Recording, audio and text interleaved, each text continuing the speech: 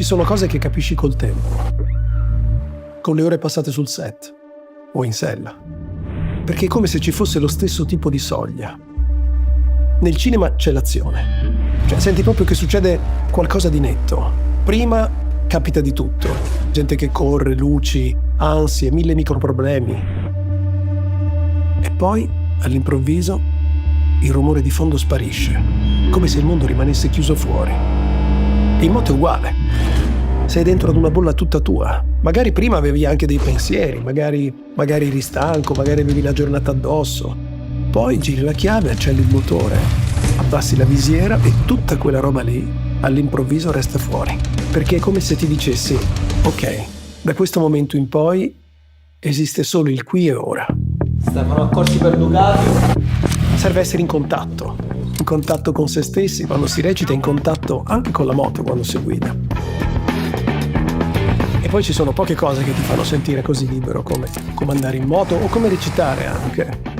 Sei fuori da tutto, sei altrove e lì la testa va. In qualche modo la testa si abbandona. Ci stavo pensando proprio mentre guidavo la moto, che si ispira ad una moto classica. Ecco, pensavo ai classici, a quanto sono importanti, perché se i classici sono tali e sono ancora lì a parlarci, perché in fondo ci parlano di qualcosa di noi, come se ci fossero delle immagini nelle quali noi ci riconosciamo. E che riconosciamo?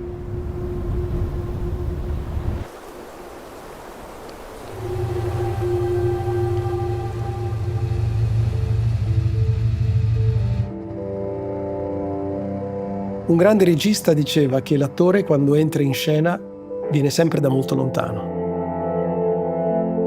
Se uno ci pensa, lo spazio fisico che divide il backstage dalla scena è veramente di pochi metri, ma in realtà è uno spazio molto più grande perché accade qualcosa di sovrumano in qualche senso. Ed è la stessa cosa che succede in moto. Quando uno va in moto, parte sempre per un viaggio in qualche modo. La moto ci proietta verso un mondo possibile. E anche la recitazione, in fondo. Guidi e basta, sei te stesso. Sei in simbiosi con la moto e sei in contatto con te stesso. Quando guidi la moto ti devi sempre un po' sorprendere. Come una sorta di sospensione. Una sospensione dal tempo e dallo spazio, in qualche modo. Se dovessi descrivere questa sensazione di sospensione pura, direi che